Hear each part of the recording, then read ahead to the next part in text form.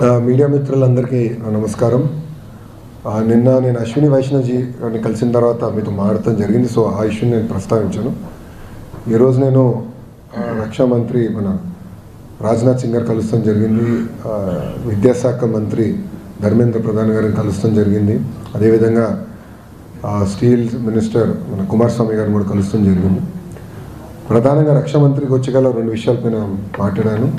ఎన్సీసీని పెద్ద ఎత్తున ఆంధ్ర రాష్ట్రంలో ప్రోత్సహించాలని మన ప్రభుత్వం నిర్ణయం తీసుకుందని ఆయన తెలియజేశాను. దాంట్లో భాగంగా ఒక డైరెక్టరేట్ ఆంధ్ర రాష్ట్రానికి ఏర్పాటు చేయాలి, ఫ్లయింగ్ స్క్వాడ్స్ అని కూడా చేయాలని నేను గౌరవ మంత్రి గారిని కోరాను. దానికి అనుకూలంగా ఆయన స్పందించారు. అంతేకాకుండా డిఫెన్స్ మ్యానుఫ్యాక్చరింగ్లో పెద్ద ఎత్తున ఆంధ్ర రాష్ట్రాన్ని ప్రోత్సహించమని ఒకటి కోరాను.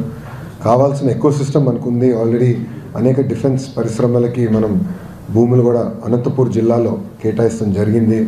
అదొక డిఫెన్స్ హబ్గా ఏర్పాటు చేసే అవకాశం ఉంది. బెంగళూరు ఎయిర్పోర్ట్ నుంచి రైట్ తీసుకుంటే బెంగళూరు సిటీకి వెళ్ళే ముందర ఆంధ్ర రాష్ట్రానికి రావచ్చు, ఎకో సిస్టమ్ బాగుంటుందని మంత్రి గారు కూడా తెలియజేయడం జరిగింది. అది కూడా ఆయన పరిశీలిస్తారని హామీ ఇచ్చారు. దాని తర్వాత విద్యాశాఖ మంత్రి గారిని స్పష్టంగా గత 5 సంవత్సరాల్లో ఆంధ్ర రాష్ట్రంలో ఉన్న ప్రభుత్వ పాఠశాలకు చాలా అన్యాయం జరిగింది. కేంద్ర ప్రభుత్వం ఇచ్చిన నిధులు సకాలంగా మనం వాడుకోలేకపోయారు. ఆంధ్ర రాష్ట్రం ఇవ్వాల్సిన మ్యాచింగ్ గ్రాంట్లు కూడా ఇవ్వలేదు. దానివల్ల నష్టపోయాం, ప్రాజెక్టులు ముందరికి వెళ్ళలేదు. ఆ నిధులు మీరు క్యాన్సిల్ చేయొద్దు, మేము పూర్తి చేస్తామని కూడా మంత్రి గారికి హామీ ఇచ్చాం. రాబోయే సంవత్సరాల ఎలకేషన్స్ ఆంధ్ర రాష్ట్రానికి పెంచమని కోరాను. ఆంధ్ర మోడల్ ఆఫ్ ఎడ్యుకేషన్ అంటే కేజీ నుంచి పీజీ వరకు కరికులం ఏదైతే మనం రీవ్యాంప్ చేయాలనుకుంటున్నాం, బలోపేతం చేయాలనుకుంటున్నాం, టెక్నాలజీతో జోడించి విద్యార్థులకి మెరుగైన విద్య అందించాలనుకున్నామో అది ఆయనకి చెప్తాం జరిగింది. ఆయన కూడా ఇమీడియట్గా ఆయన టీంతో కలిసి ఆంధ్ర రాష్ట్రానికి వస్తానని హామీ ఇచ్చారు. ఆగస్ట్ మాసంలో ఎడ్యుకేషన్ మినిస్టర్స్ కాన్క్లేవ్ ఆంధ్ర రాష్ట్రంలో విశాఖపట్నంలో ఏర్పాటు చేస్తే బాగుంటుంది, మేము చేస్తామని చెప్తాం జరిగింది. ఎందుకంటే భారతదేశంలో అనేక అద్భుతమైన మోడల్స్ ఉన్నాయి. అన్నిటి దగ్గర నుంచి మంత్రులు మేము అందరూ నేర్చుకోవాల్సిన అవసరం ఉంది. సో టెక్స్ట్ బుక్స్ విషయంలో మేము మహారాష్ట్ర నుంచి నేర్చుకున్నాం. అది ఎందుకు జరిగింది, నేను టీమ్స్ పంపించాను. అదే మంత్రులు వస్తే మంచి ఎక్స్చేంజ్ ఆఫ్ ఐడియాస్ ఉంటుంది. రెండో రోజు ఎడ్టెక్ కంపెనీస్ ద్వారా ప్రజెంటేషన్స్ తీసుకోవచ్చు, ఒక మోడల్ క్రియేట్ చేయొచ్చు అని నేను మంత్రి గారిని కోరాను. దానికి ఆయన అనుకూలంగా కూడా స్పందించారు. ఆయన ఒక మాట అన్నారు, టెక్నాలజీ విషయంలో ఎప్పుడు ఆంధ్ర రాష్ట్రం ముందుంటుంది, మీరు చేయండి, అది మంచి ఫలితాలు వస్తే భారతదేశానికి మనం తీసుకెళ్ళొచ్చని మంత్రి గారు చెప్పారు. ఇంకో పక్కన కుమారస్వామి గారు కలిసినప్పుడు ఆయన నేను పర్సనల్గా కృతజ్ఞతలు తెప్పడం జరిగింది. ఎందుకంటే ఇక్కడ చాలామంది ఎంపీలు మీ అందరం కలిసికట్టుగా గత 8 నెలలుగా చాలా కష్టపడ్డాం. మీ అందరూ తెలుసు, వైజాగ్ వెళ్ళినప్పుడు ఎంపీలతో ఎమ్మెల్యేలతో మీ అందరం కూర్చున్నాం, మాట్లాడాం, ఎట్లా రివైవ్ చేయాలి, ఆప్షన్స్ ఏంటి మన ముందలా అని డిస్కస్ చేసి అక్కడి నుంచి ఒక పద్ధతి ప్రకారం అంటే భారతదేశంలో ఎక్కడ జరిగిన విధంగా పద్ధతి ప్రకారం మేము ఆ ప్రాజెక్ట్ని రివైవ్ చేసే దానికి దాదాపు కేంద్ర ప్రభుత్వం నుంచి 11,000 కోట్ల ప్లస్ నిధులు తీసుకురాగలంటే అది మెటిక్యులస్గా ప్లాన్ చేసాం. కేంద్రంలో ఉన్న ప్రధానమంత్రి గారు, హోంమంత్రి గారు, ఆర్థిక శాఖ మంత్రి గారు, కుమారస్వామి గారు, ఉన్న ఎంఓఎస్టీఎల్ వర్మ గారు సహకారంతో మేము అది సాధించాం. దానివల్ల ఆంధ్ర రాష్ట్ర ప్రజల్లో కూడా హోప్ వచ్చింది. డబుల్ ఇంజిన్ సర్కార్ అద్భుతంగా పనిచేస్తుంది, దీనివల్ల ఆంధ్ర రాష్ట్రానికి మంచి రోజులు మళ్ళీ రాబోతుందని ప్రజలు కూడా గుర్తించారు. ఇట్లా కలిసికట్టుగా మేము పనిచేస్తామని చెప్పాం. మంత్రి గారు కూడా మేము అందరం మాట్లాడిన తర్వాత అనుకున్నాం, ఎట్టి పరిస్థితుల్లో కేంద్ర ప్రభుత్వం ఇప్పుడు పెడుతున్న పెట్టుబడి కానీ ఆంధ్ర రాష్ట్రం పెట్టుబడి కానివ్వండి, ఎకనామిక్ యాక్టివిటీ ద్వారా తిరిగి వడ్డీతో సహా చెల్లిద్దాం, మంచిగా మేనేజ్ చేద్దాం, ఇంకొకసారి నష్టాల్లోకి ఈ ప్లాంట్ వెళ్ళకూడదు, మంచి మేనేజ్మెంట్ తీసుకొద్దాం, క్లోజ్గా మానిటర్ చేద్దామని మేమందరం కలిసికట్టుగా నిర్ణయం తీసుకుంటాం జరిగింది. అంతేకాకుండా ఆర్సిలర్ మిత్తల్ ప్రాజెక్ట్కి కావాల్సిన రా మెటీరియల్ లింకేజు మిగతా అంశాలపైన కూడా మేము చర్చించాం. దానికి ఆయన 100% ఆయన మినిస్ట్రీ సహకారం ఉంటుందని ఆయన హామీ ఇస్తాం జరిగింది. త్వరలోనే ఆ ప్రాజెక్ట్ కూడా భూమి పూజ చేద్దామని మంత్రి గారు చెప్తాం జరిగింది. వైజాగ్ స్టీల్ విషయంలో అసలు రెండింటి విషయంలో ఒకటి వైజాగ్ స్టీల్ ప్రైవేట్ పరం కావద్దు అనేటువంటి నమ్మకం మాకు ఇంకా కలగట్లేదు. ప్రైమ్ మినిస్టర్ చెప్తే తప్ప మీరు నమ్మమని చెప్పంటున్నారు. ఇంకొకటి ఎవరు అంటున్నారు, ప్రాజెక్ట్ తీసుకొస్తున్నారు. ఒక్క నిమిషం అండి, ఎవరు అంటున్నారన్న ఇప్పుడు నేను ఒకటి అడుగుతున్నాను, మీరు నలుగురు చెప్పిన దానికి మీరు నన్ను ప్రశ్నిస్తే ఎట్లండి? ఏ కార్మికులతో నచ్చి కలిసారు, అందరు సంతోషంగా ఉన్నారు, రివైవ్ చేసాం. అరే స్టీల్ మినిస్టర్ వచ్చి ఇంకా ప్రైవేటీకరణ చేయమని చెప్తే ఇంకేం కావాలండి? నాకు అర్థం. కేంద్ర ప్రభుత్వం రాష్ట్ర ప్రభుత్వం కలిసి దాదాపు 13,000 కోట్లు ప్లస్ మేము పెట్టుబడులు పెడుతున్నాం. ఎవరి కోసం పెడుతున్నాం? ఆంధ్ర రాష్ట్ర ప్రజల కోసం పెడుతున్నాం, స్టీల్ ఫ్యాక్టరీని కాపాడుకునేదానికి పెడుతున్నాం, కార్మికుల కోసం పెడుతున్నాం. ఇంకెందుకు డౌట్ అండి? ఆర్సిలర్ మిత్తల్ కూడా క్యాప్టివ్ మైన్స్ లేదే. I'm sorry to say, but Arcelor మిత్తల్కి క్యాప్టివ్ మైన్స్ లేదే. Sir, the reason for Visakha steel plant ఇంత నష్టపోయేదానికి కారణం గత కొన్ని సంవత్సరాలుగా ఉన్న మేనేజ్మెంట్ విచ్చలవిడితనంగా ఎక్స్పాన్షన్ కానివ్వండి, అక్కడ జరుగుతున్న ఇర్రెగ్యులారిటీస్ వల్ల నష్టపోయింది. అది చెప్పే కదా, సిఎండి విషయంలో చెప్పా, స్ట్రాంగ్ మేనేజ్మెంట్ తీసుకొస్తానని చెప్పాం.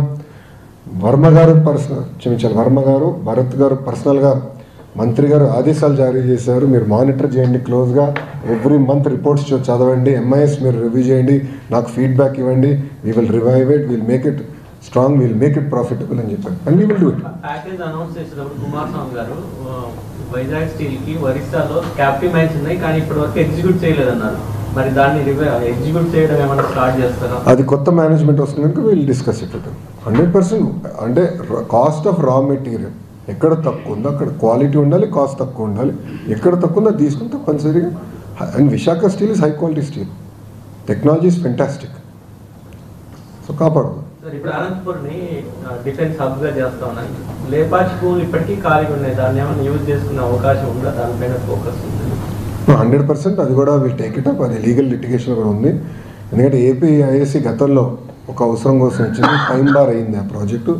ఏం చేయాలని మేము చర్చిస్తాం. మన భారత్ ఫౌజ్ కూడా వాళ్ళది అమ్యునిషన్ తయారు చేసేదానికి వాళ్ళ ల్యాండ్ అడితే క్యాబినెట్లో కూడా అది క్లియర్ చేసాం, ఆ ప్రపోజల్ కూడా క్లియర్ చేసాం. సో అక్కడ హబ్ అనేది ఏర్పాటు. రాజకీయ విషయానికి వస్తే ఈరోజు జగన్ గారు కార్పొరేట్ సమావేశం ఏర్పాటు చేశారు. 2.4తో ఎలా ఉంటుందో చూపిస్తాము. త్వరలో 30 సంవత్సరాల పాటు మాన్య అధికారులు ఉంటామని చెప్తున్నారు. పార్టీ బయటతుంది ఏపీలో, బతికే ఉంది. ప్రజలు ఇంకా 1.0 నుంచే కోలుకోలేకపోతున్నారు స్వామి.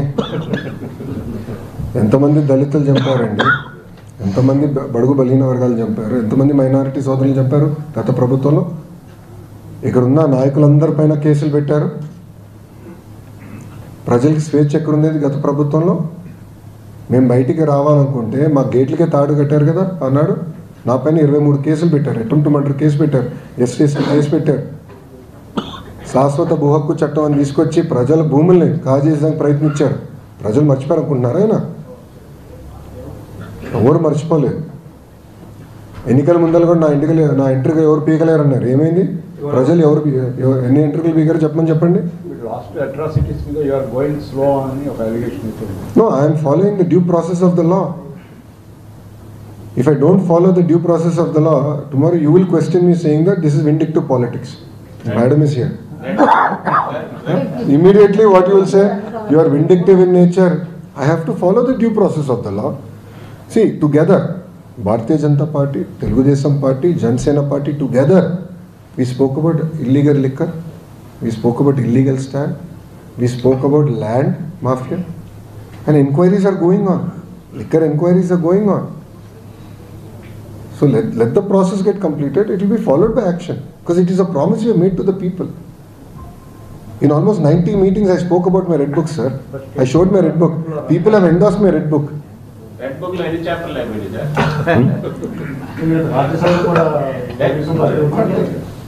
ఏంటండి? ఆయన పేరు ఉందా లేదా అనుకుంటున్నారు చెప్పండి. రెడ్ బుక్ లో ఎన్ని చాప్టర్లు అయిపోయింది? ఇంకేమైనా ఉన్నాయా? అది కాన్ఫిడెన్షియల్ రిపోర్ట్ సార్. అది కేవలం నాకు మా అధ్యక్షుల వారి మధ్యలో ఉంటుంది సార్. చెప్పండి. Any other questions?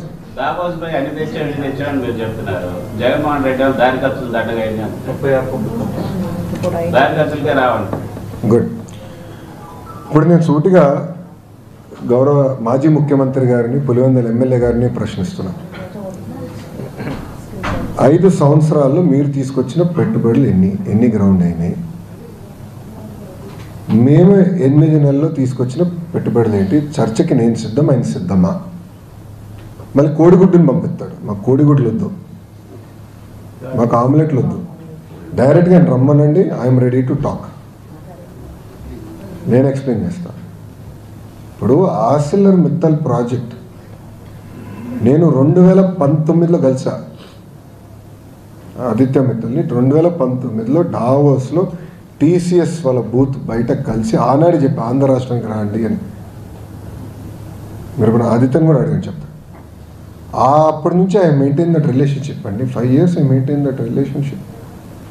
ఎన్డీఏ ప్రభుత్వ అధికారులకు వచ్చినంటేనే నేను ఫోన్ చేశాను, బాస్ 5 years అయింది, మీరు వేరే రాష్ట్రంకి వెళ్దాం అనుకున్నారు, అక్కడ ఏం అవ్వలేదు, వచ్చేయండి వేరే రెడీ. ఒక్క జూమ్ కాల్తో కదిలిందండి ఆ ప్రాజెక్ట్.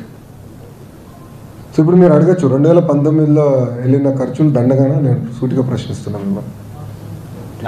ఆంధ్ర రాష్ట్రాన్ని నేను ప్రమోట్ చేయాలండి. ఇప్పుడు అక్కడ పారిశ్రామికవేత్తలందరూ నన్ను ఏమడుగుతున్నారు, మీరు గ్యారంటీ ఇస్తారా జగన్మోహన్ రెడ్డి అనే వ్యక్తి మళ్ళీ గెలవడాన్ని? ఎందుకంటే పీపీఎల్ రద్దు చేశారు, అమర్ రాజా లాంటి కంపెనీని తరిమేశాడు, అనేక కంపెనీలు హెరాస్ చేశారు, సకాలంగా కరెంటు బిల్లు మన కరెంట్ కూడా అందించలేదు, పవర్ హాలిడేస్ ప్రకటించారు. ఇండస్ట్రీ చాలా నష్టపోయిందండి ఆంధ్ర రాష్ట్రంలో. ఇప్పుడు అదంతా రివైవ్ చేసాక మేము కష్టపడుతున్నాం, బ్రాండ్ రివైవ్ చేసాక కష్టపడుతున్నాం. ఈరోజు మహారాష్ట్ర మాతో పోటీ పడుతుంది, తెలంగాణ మాతో పోటీ పడుతుంది, తమిళనాడు మాతో పోటీ పడుతుంది. చివరికి కేరళ మంత్రి కూడా డావోస్కి వచ్చి పెట్టుబడుల కోసం అంటే రాష్ట్రాన్ని ప్రమోట్ చేసాక పోటీ పడుతున్నారు. మళ్ళీ ప్రమోట్ చేయకూడదా మేము రాష్ట్రాన్ని? It is a responsibility, we will promote. అని మీరు చూస్తారు కదా రాబోయే 12 నెలల్లో మీకు ఎలాంటి పెట్టుబడులు రాబోతున్నాయి, ఎక్కడ వస్తాయో మీరు చూస్తారు కదా అలా. అప్పుడు అడగచ్చండి. But I'm ready for the discussion, debate. 5 సంవత్సరాలు ఆయన ఏం తీసుకొచ్చాడు, 8 నెలలు మేము తీసుకొచ్చాం. ఆయన తీసుకొచ్చిన కనుక 2x పెట్టుబడులు మేము తీసుకొచ్చాం. We have grounded the projects, we're moving exceptionally fast. Jagan నేతను మళ్ళీ రాడు అని వాళ్ళు హామీ అడిగినప్పుడు మీరు వాళ్ళకి హామీని ఇవ్వగలిగారా సార్? ప్రజలు నిర్ణయిస్తారు, మేము కష్టపడతాం. కానీ ప్రజలు కూడా గమనించాలి, ఈరోజు కొన్ని రాష్ట్రాల్లో అక్కడున్న భారతీయ జనతా పార్టీ ప్రభుత్వానికి 5 టర్మ్లు ఇచ్చారు. Gujarat amazing example. ఈరోజు స్టూడెంట్ డెవలప్మెంట్ ఏ స్థాయికి వెళ్ళిపోయింది. 5 termsలో their contribution to India's GDP has increased I think by almost 1.5% in 5 terms. Huge contribution. So consistency in government చాలా చాలా అవసరం. అది ప్రజలు గమనించాలి, గుర్తించాలి. ఈరోజు కేంద్రంలో 3వసారి ప్రధానమంత్రిగా నరేంద్ర మోడీ గారు వచ్చారు కనుకనే ఈరోజు పాలసీ కన్సిస్టెన్సీ ఉంది, పెట్టుబడులకు పెద్ద ఎత్తున వాళ్ళు ప్రోత్సహిస్తున్నారు. ఆ కన్సిస్టెన్సీ వల్ల ఈరోజు మనం బయటపడగలుగుతాం, దేశం ముందరికెళ్తుంది. ఆయన ఎమ్మెల్యేగా డిస్క్వాలిఫై చేయడానికి కుట్ర జరుగుతున్నట్టు నిజమేనా సార్? ఎవరినండి? జగన్మోహన్ రెడ్డి. ఎట్లా డిస్క్వాలిఫై చేస్తామండి? 60 days కంటిన్యూగా రాకపోతే ఆటోమేటిక్గా డిస్క్వాలిఫై అవుతుందని డిప్యూటీ స్పీకర్ చెప్పారు. మరి ఆయన ఎందుకు రావట్లేదు అసెంబ్లీకి? గుర్తించట్లేదు సార్. ఆయన రావాలి కదా, ప్రజలు గుర్తించకపోతే నేనేం చేయాలి స్వామి? ఆయన గుర్తించట్లేదు. కొంతమందికి ఇది చేసాము, ఇది చేసాము. But is duty bound to come. కనీసం పులివెందల సమస్యల గురించైనా మాట్లాడాలి కదా. ప్రతిపక్ష నేతగా మీరు గుర్తిస్తే ప్రజలు గుర్తించకపోతే నేనేం చేయాలండి? ప్రజలు గుర్తించాలి కదండి. ఇప్పుడు ఆయన అన్నారు కదా, గతంలో 4 ఎమ్మెల్యేలు అనుకుంటా, 4 ఎమ్మెల్యేలు నేను లాగేస్తే మీకు ప్రతిపక్ష హోదా కూడా ఉండదని ఆయనే చెప్పారు కదండి గతంలో. మళ్ళీ ఆయన మర్చిపోయారా? అయితే టెక్నికల్గా 60 రోజులు రాకపోతే పోద్దంటారు మీరు. వాస్తవంగా నేను స్పీకర్ గారితో మాట్లాడినా స్పందిస్తాను. ఎందుకంటే ఆ టెక్నికాలిటీ మొదటిసారి నేను తెలుసుకుంటున్నాను. నాకు కొంచెం అసెంబ్లీ రూల్ బుక్ ఇంకా చదవాలి. కౌన్సిల్ రూల్ బుక్ అయితే నాకు first page to last page తెలుసు. అసెంబ్లీ రూల్ బుక్ చదవాలి. నేను ఒకసారి స్పీకర్ గారితో మాట్లాడినా వాళ్ళు respond on that subject. Sir మీ పార్టీకి క్యాడర్కి ఆస్పిరేషన్స్ మధ్య సింక్రనైజ్ కావట్లేదు, అందులో కొద్దిగా క్యాడర్లో అసంతృప్తి ఉందన్న ఒక వార్తలు వస్తాయి. దాన్ని మీరేమంటారు? దాన్ని ఎట్లా మీరు ఆస్పిరేషన్ ఫుల్ఫిల్ చేస్తారు? సార్ మీరు చూస్తే గెలిచిన రోజు దగ్గర నుంచి నేను కార్యకర్తల్ని కలుస్తున్నాను. ప్రజా దర్బార్ ద్వారా కార్యకర్తలు నేను కలుస్తున్నాను. సెకండ్ లెవెల్ లీడర్స్ని 1-on-1 నేను కలుస్తున్నాను. అంతేకాకుండా నేను జిల్లాలకు వెళ్ళినప్పుడు తప్పనిసరిగా ఒకసారి ఉత్తమ కార్యకర్తలను కలుస్తున్నా. పార్టీ అక్కడ నియోజకవర్గంలో జనరల్ బాడీ మీటింగ్ పెట్టుకుంటున్నా, వాళ్ళ ఇష్యూస్ నేను తెలుసుకుంటున్నా. ఈరోజు మీరు చూస్తే నీతి సంఘ ఎన్నికలు పూర్తయినాయి. స్టేట్లో కొన్ని నామినేట్ పోస్టులు భర్తీ చేసి మిగతా పోస్టులన్నీ కూడా ఈ నెలాఖరికల్లా we want to finish, including AMC కానివ్వండి, దేవాదాయ శాఖకు సంబంధించిన పోస్టులు కానీ అన్నీ మేము భర్తీ చేస్తాం. దాని తర్వాత మిగిలిన ఎవరిని ఉంటే కూడా వాళ్ళకి గుర్తిస్తాం, వాళ్ళు క్యారీ చేసే బాధ్యత తెలుగుదేశం పార్టీ తీసుకుంటుంది, దాంట్లో ఎలాంటి సందేహం లేదు. సో గుర్తించకుండా పోతాం అనేది ఉండదు మా దగ్గర. ఈరోజు ప్యూర్ డేటా డ్రివెన్ మేము వెళ్తున్నాం. ఎవరు క్లస్టర్ యూనిట్ బూత్లో బాగా పనిచేస్తారు, ఎవరు ఎక్కువ మెజారిటీ తీసుకొచ్చారు, గతంలో బాబు షూరిటీ భవిష్యత్ గ్యారంటీ ఎవరు బాగా చేశారు, ఇదేమి కర్మ మన రాష్ట్రం కార్యక్రమం ఎవరు బాగా చేశారో వాళ్ళని మేము గుర్తిస్తున్నాం. మీరు ఇచ్చిన పోస్టులు మీరు అందరూ చూసారు. ఎవరైతే బాగా పనిచేస్తారో, పార్టీ కోసం పనిచేస్తారో వాళ్ళనే ఎన్డీఏ కూటమి గుర్తిస్తుంది. సార్, ఢిల్లీ ఎలక్షన్స్ పూర్తయిపోయి ఇప్పుడు ఎగ్జిట్ పోల్ కూడా వచ్చి బీజేపీకి అనుకూలంగా చాలా ఫలితాలు కూడా వచ్చినాయి. సో బీజేపీ ఈసారి అధికారంలో రాబోతుంది 27 ఏళ్ళ తర్వాత ఢిల్లీలో అంటున్నారు. సో సంకీర్ణ ప్రభుత్వం. నేను ఢిల్లీ నాయకుడిని కాదు, గల్లీ నాయకుడిని చాలా స్పష్టంగా చెప్పా. గౌరవ ముఖ్యమంత్రి చంద్రబాబు నాయుడు గారు ప్రధానమంత్రి గారు ముందల విశాఖపట్నంలో చెప్పారు, next target is Delhi, NDA కైవసం చేసుకోబోతుంది. Sir, but exit polls are showing that BJP is leading in Delhi. Exactly. So that's it. India is going to be the engine of the growth story of the world. Keep trying and keep failing.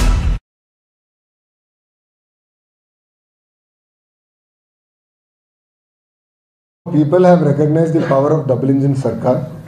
They don't want half engine. They don't want polluted politics in Delhi. They want double engine Sarkar. They are seeing the amazing results in Andhra Pradesh. And our Honorable Chief Minister came here, campaigned about it, spoke about it very clearly. And I believe that it's good news for the India. That made a lot of difference also. Stephen sir came here, Telugu voters. No, we played our role. We played our role. As an responsible NDA partner, we played our role. See, that is very, very important. When you say we are NDA, it's not just about Andhra Pradesh. It's about supporting the Honorable Prime Minister through and through in any election. And our support has been that way. Sir, స్కూల్స్లో మీరంతా English medium మొత్తాన్ని మేము తీసుకొచ్చిన గొప్ప innovation మొత్తాన్ని close చేస్తున్నారు, collapse చేస్తున్నారు అని చెప్పి. I have not collapsed anything. I have not changed medium of education. Yes, CBSE form, CBSE model of CBSE examination వద్దన్నాను 10th క్లాస్, ఎందుకంటే పిల్లలు ప్రిపేర్డ్ లేరు. ఐబీ వాళ్ళు తీసుకురాలేదండి. ఐబీ రిపోర్ట్ కోసం 15 కోట్లు ఖర్చు పెట్టారండి. They have not brought IB. Where is one IB school? I'm asking స్ట్రైట్గా ఆ బొత్స గారిని, సత్యబాబు గారిని నేను సూటిగా ప్రశ్నిస్తున్నా. ఒక్క ఐబీ స్కూల్ కట్టారా మీరు? ఒక్క కేంబ్రిడ్జ్ స్కూల్ మీరు కట్టారా? ఏం కట్టుకుంటే ఇట్లా మాడితే ఎట్లా స్వామి? ఎక్కడుంది? Where is your school? Where is your IB school? Where is your Cambridge school? అయినా కట్టకుండా నేను రివర్స్ చేశాను డెసిషన్ అంటారేంటి? నాకు అదే విచిత్రంగా ఉంది. ఇప్పుడు సిబిఎస్ఈ ఎగ్జామినేషన్ సార్, ఇప్పుడు పిల్లలు రెడీగా లేరు. 90% పిల్లలు ఫెయిల్ అయ్యారు. 10వ తరగతిలో ఆడపిల్లలు ఫెయిల్ అవుతే ఆ వయసులో పెళ్లి చేస్తారు సార్. అక్కడ సోషల్ ఇష్యూస్ ఉంటాయి. ఇన్ని మేము గమనిస్తున్నాం, చాలా కేర్ఫుల్గా తీసుకుంటున్నాను నిర్ణయాలు. ఒక విద్యాశాఖ మంత్రిగా నేను సంస్కరణలు తీసుకురావాలని కోరిక నాకు ఉంది, కానీ ఇక్కడ చాలా జాగ్రత్తగా తీసుకురావాలి. నేను పంచాయతీరాజ్ గ్రామీణాభివృద్ధి శాఖ మంత్రి ఉన్నప్పుడు చాలా స్పీడ్గా తీసుకున్నాను, ఎందుకంటే అక్కడ ఇన్ఫ్రాస్ట్రక్చర్ బిల్డింగ్. ఇక్కడ we're building the citizens of tomorrow. So అది చాలా కేర్ఫుల్గా హ్యాండిల్ చేయాలి, వాళ్ళని చాలా కేర్ఫుల్గా నర్చర్ చేయాలి. మేము తీసుకునే నిర్ణయాలకి చాలా సోషల్ ఇష్యూస్ కూడా రాబోతాయి. ఎన్ని పరిగణనలు తీసుకుని నేను నిర్ణయాలు తీసుకుంటున్నా. ప్రతి నిర్ణయం నేను చర్చిస్తున్నా, యూనియన్స్తో చర్చిస్తున్నా, అదేవిధంగా ప్రజలతో చర్చిస్తున్నా. మేము సర్వేలు పెడుతున్నాం, ట్విట్టర్లో ప్రశ్నలు అడుగుతున్నాం. After discussion I'm taking decisions. ప్రజలు ఓకే అందా నేను నిర్ణయాలు తీసుకుంటాను. వాళ్ళు ఎందుకు కంగారు పడుతున్నారండి? ఇప్పుడు ఇన్ని సంస్కరణలు తీసుకొచ్చారంటున్నారు. సూటిగా సత్యబాబు గారిని ప్రశ్నిస్తున్నారు. 13 లక్షల మంది పిల్లలు ఎట్లా తగ్గారో ఆయన సమాధానం చెప్పమనండి.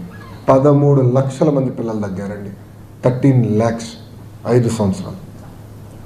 I'm challenging him, you should answer. YCP government లేక విద్యా వ్యవస్థలో కానీ విద్యార్థి సంబంధించిన మీరు ఇచ్చిన హామీలు కానీ అన్ని మిస్ అవుతున్నారు జనాలు అని చెప్పేసి ఈరోజు మాట్లాడుతున్నాం. అన్ని హామీలు అమలు చేస్తున్నాం, పద్ధతి ప్రకారం చేస్తున్నాం. వాళ్ళు దాదాపు 4,000 కోట్ల రూపాయలు బకాయిలు పెట్టిపోయారు, అవన్నీ తీర్చాలి. ఈ ఇయర్ ఫీ రీయింబర్స్మెంట్ మొదటి విడతను వేసాం, రెండో విడత కూడా క్లియర్ చేస్తాం. తల్లికి వందనం మేము స్కెడ్యూల్ ప్రాక్టీస్ చేసాం, రైతులకి ఇవ్వాల్సిన దానిపైన మా షెడ్యూల్ మేము ప్రాక్టీస్ చేసాం. గ్యాస్ అమలు చేసాం, దాని తర్వాత పెన్షన్ పెంచాం, అన్న క్యాంటీన్ ప్రారంభించాం. ఉద్యోగాలు కల్పన మొదటి హామీ, అది ఎవడు మాట్లాడలే. 20 లక్షల ఉద్యోగాలు కల్పిస్తామనేది మా మొదటి హామీ అండి. 7 నెలల్లో 4 లక్షల మందికి ఉద్యోగాలు కల్పించే కంపెనీలతో ఒప్పందాలు కుదుర్చుకుని ఎగ్జిక్యూట్ చేస్తాం. And will make it a reality by 2029. అది చేశాం. ఇప్పుడు నేను అడుగుతున్నాను, సంపూర్ణ మద్యపాన నిషేధం చేస్తున్నారు, చేశారా? I'm asking him straight question. CPS రద్దు చేసి ఓపీఎస్కి వెళ్తామన్నారు, చేశారా? ఈ రెండింటికి సమాధానం చెప్పండి స్ట్రైట్గా. వైసీపీ నేను ప్రశ్నిస్తున్నా, జగన్ గారిని ప్రశ్నిస్తున్నా. Ask him to answer these 2 questions first before criticising NDA government. ఈ రెండింటిపైన ఆయన సమాధానం చెప్పమని. పెన్షన్ కూడా 5 ఏళ్ళకి మెల్లగా ఇచ్చుకుంటారు. 1000 రూపాయలు పెంచేదాకా 5 ఏళ్ళు తీసుకున్నాడు ఆయన. మేము 5 నెలలు తీసుకోవాలా?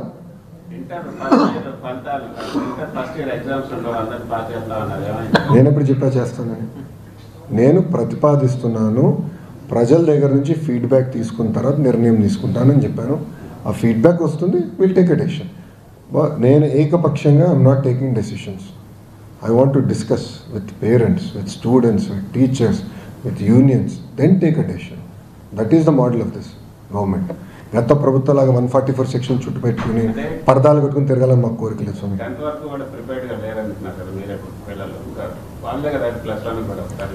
ప్రిపేర్ చేయాలి, జీవితం కోసం ప్రిపేర్ చేయాలి కదా స్వామి. Have to prepare immediately as soon as election code, graduate election code అయిన వెంటనే we are going to release the notification. We are hoping to finish by July కల్లా అవుతుంది.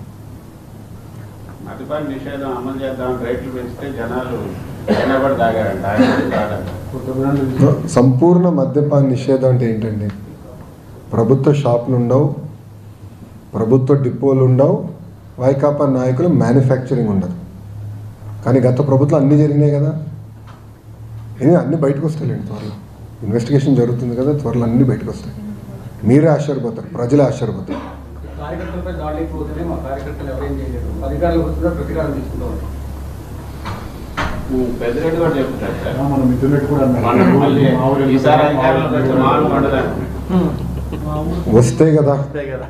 వస్తే కదా ఎందుకు కంగారు పడుతున్నావు స్వామి? సార్ నేను అడుగుతున్నా, ఒక్క నిమిషం నేను అడుగుతున్నా. ఈరోజు పెద్దిరెడ్డి తిరుగుతున్నాడు కదా స్వేచ్ఛతో, ఈరోజు జగన్మోహన్ రెడ్డి గారు తిరుగుతున్నారు కదా స్వేచ్ఛతో. Z+ సెక్యూరిటీ ఇచ్చి, బుల్లెట్ ప్రూఫ్ వాహనం ఇచ్చి, ముందల 2 ఎస్కాట్లు, వెనకాల 2 ఎస్కాట్లు పెట్టి పంపిస్తున్నాం కదా, పార్టీలు ఇస్తున్నాం కదా ఆయనకి. గతంలో ఏం చేశాడండి ఆయన? చంద్రబాబు నాయుడు గారు ఆత్మకూరుకి వెళ్ళాలంటే ఆ రోజు గేట్ బంధించాడు, గేటుకి తాడు కట్టేశాడు. పుంగునూరుకి వెళ్తే రాళ్ళ దాడి చేశారు. అన్నీ మర్చిపోయారా వాళ్ళు? రాళ్ళ దాడి మర్చిపోయారా? యాక్షన్ ఉంటుంది, వెరీ వెరీ. అంటే భయపడుతున్నారు స్వామి. లిక్కర్ అన్నీ మీకు బయటకు వస్తాయి. ఎందుకు వరి అవుతున్నారు? అన్నీ బయటకు వస్తాయి. 193 మందితో సెక్యూరిటీ ఇవ్వట్లేదని చెప్పండి. 193 మంది ఎవరు ఇస్తారండి? గవర్నమెంట్ ఆయనకి మాజీ ముఖ్యమంత్రి. No, we are following the protocols given in the blue book. Let us follow it, boss. Special dispensation ఎట్లా ఇస్తాం ఆయనకి? We are following. సార్ ఒక మాట చెప్తానండి, మీరు ఒకటి మీడియా వాళ్ళు కూడా కొంచెం దయచేసి అర్థం చేసుకోవాలి. ఎన్డీఏ ప్రభుత్వ అధికారంలోకి వచ్చిన తర్వాత కేటగరైజేషన్ ప్రకారం ఆయనకి ఇచ్చాం. ఆయన భార్యకి సెక్యూరిటీ తగ్గించలేదు, చెల్లికి సెక్యూరిటీ తగ్గించలేదు, వాళ్ళ అమ్మకి సెక్యూరిటీ తగ్గించలేదు, వాళ్ళ ఫ్యామిలీకి ఎక్కడ వీడియో టచ్. అదే జగన్మోహన్ రెడ్డి గారు ముఖ్యమంత్రి అయిన తర్వాత మా కుటుంబం మొత్తం తీసేశారు, తగ్గిస్తాం కదా, తీసేశారు. ఏకపక్షంగా ఒకరోజు ముందలు చెప్పకుండా తీసేశారు. ఇప్పుడు నేను కక్ష సాధింపు చేయాలంటే నేనేం చేయాలి? ఎగ్జాక్ట్లీ అది చేయాలి. But we understand there are safety issues, we understand that, we will follow the due process of the law. వాళ్ళలాగా మేము చేయాల్సిన అవసరం మాకు లేదు. సాక్షి లేదా? Yes ma'am. లేదు, సాక్షి రాలా. సార్ ఇందాక మీరు అన్నారు ఢిల్లీ కాదు నేను ఒక గల్లీ లీడర్ని అని అన్నారు. యాక్చువల్లీ ఇక్కడ ఉన్నటువంటి తెలుగు ప్రజలు ఢిల్లీలో ఎలక్షన్స్ లో చాలా కీలకం. కానీ ఇక్కడ ఉండేటటువంటి ఏదైతే పర్సన్స్ ఉన్నారో వాళ్ళకి ఏదైనా ప్రాబ్లమ్స్ ఉన్నప్పుడు వాళ్ళకి చెప్పుకునేటటువంటి పర్సన్స్, ఆర్గనైజేషన్స్ కొన్ని ఉండున్నాయి, కానీ అక్కడ ఉండేటటువంటి ఏపీ ప్రభుత్వం మాకొంత మా గోడు వినేటటువంటి వ్యక్తి ఎవరైనా ఉన్నారంటే బాగుంటుంది, ఒక హెల్ప్ డెస్క్ లాంటి పెడితే బాగుంటుందని చాలా మంది గ్రౌండ్ రిపోర్ట్ లో మాకు ఇచ్చారు సార్. అది మీ ముందు పెడుతున్నాను. అలాంటిది already we're in touch with those. Rammohan Naidu garu ఉన్నారు, పెమ్మసాని చంద్రశేఖర్ గారు ఇక్కడనే ఉంటున్నారు కదమ్మా, వర్మ గారు ఇక్కడనే ఉంటున్నారు, వాళ్ళు ఇక్కడనే ఉంటారు, సింగిల్ డెస్క్ కింద ఉంటారు. ఏపీ భవన్ ఇక్కడ ఉంది. పార్టీ పరంగా కూడా ఇక్కడ మేము పార్టీని ఒక ఇన్ఫ్రాస్ట్రక్చర్ క్రియేట్ చేస్తాం. సో ఇప్పుడు తెలుగు వాళ్ళు ఎక్కడున్నా వాళ్ళ కోసం ఉంది తెలుగుదేశం పార్టీ. వాళ్ళ సమస్యలు పరిష్కరించేదానికి ఉంది. అన్ని రంగాల్లో వాళ్ళ నంబర్ 1లో ఉండాలనేది మన పార్టీ లక్ష్యం. వాళ్ళ కోసం కూడా ఇన్ఫ్రాస్ట్రక్చర్ వీల్ బిల్డ్, ఇక్కడ సభ్యత్వం కూడా చేసాం, వీల్ బిల్డ్. కాదు సార్, తెలుగుదేశం పార్టీ జాతీయ పార్టీ కదా, ఢిల్లీలో ఎందుకంటే మీ పార్టీని డెవలప్ చేయలేదు సార్? మాకు ఇనఫ్ ఆఫ్ వర్క్ ఉంది సార్. ఆంధ్ర రాష్ట్రంలో చేయాల్సిన వర్క్ ఉంది. అండమాన్లో మాకు కౌన్సిలర్స్ ఉన్నారు. ఒక్క నిమిషం పూర్తి చేయండి. తెలంగాణలో కూడా మాకు ఉంది పార్టీ. ముందర ఇక్కడ బలోపేతం చేయండి. ఓకే. ఐటీ అంటే ఎవరైనా చంద్రబాబు ఏ అంటే బాగుంది మిమ్మల్ని చూడొచ్చా? ఓకే, 5 సంవత్సరాల తర్వాత మాడదాం, 5 years తర్వాత మాడదాం క్లారిటీ. తీసుకొస్తున్నారు ప్రభుత్వ పాఠశాల విద్యార్థులు కూడా ఏ గవర్నమెంట్ స్కూల్లో మార్పులు కానీ 100%. ప్రిస్క్రిప్టివ్ హోంవర్క్ వచ్చిన తర్వాత ఏఐ ట్యూటర్ ఇద్దామని, ఏఐ ట్యూటర్ ఇచ్చి ఏ కాన్సెప్ట్స్లో అయితే పిల్లలు వీక్గా ఉన్నారో అది గుర్తించి వాళ్ళకి ట్యూటరింగ్ చేద్దాం. That is our agenda. You will see that. IT అంటే హైదరాబాద్ ఓన్లీ హైదరాబాద్కి పరిమితమైంది. అలాగే ఇప్పుడు ఏపీలో విశాఖ కానీ విశాఖపట్నం, వేరే ప్రాంతాలు అవునా విశాఖపట్నం. We are very clear. ఎందుకంటే రాష్ట్ర విభజన అప్పుడు ఏ జిల్లాకి ఏమేమి వస్తుందో మేము చాలా స్పష్టంగా చెప్పాం. దాంట్లో భాగంగా ఐటీ కమ్స్ టు విశాఖపట్నం అని చాలా స్పష్టంగా గతంలో చెప్పాం. దాన్ని మేము అమలు చేసుకుంటూ వెళ్తాం. ఇప్పుడు కియా మోటార్స్ వచ్చింది అనంతపూర్ కదండి, కరెక్ట్? దాని రెన్యూబుల్ ఎనర్జీ ప్రాజెక్ట్స్ అంతా మనకి అనంతపూర్, కర్నూలు. దాని తర్వాత డ్రోన్ సిటీ వచ్చింది కర్నూలుకి. దాని తర్వాత ఇప్పుడు సిబిజీ బయోఫ్యూల్ ప్రాజెక్ట్ మొత్తం ఇప్పుడు ఎక్కువ శాతం ప్రకాశం జిల్లాకు వస్తుంది. త్వరలో కూడా అది కూడా శంకుస్థాపన చేయబోతున్నాం. ఇట్లా ఒక్కొక్క జిల్లాకు ఒక్కొక్క ఫోకస్ పెట్టాం. ఆ ఎకో సిస్టమ్ క్రియేట్ చేస్తాం. గూగుల్ వాళ్ళతో కూడా మీరు ఈరోజు మీట్ అయ్యారు sir. Google cloud digital city Data final అయిపోయిందా? We will announce at the appropriate time. మీ దాంట్లో press release What cities have you I had a meeting.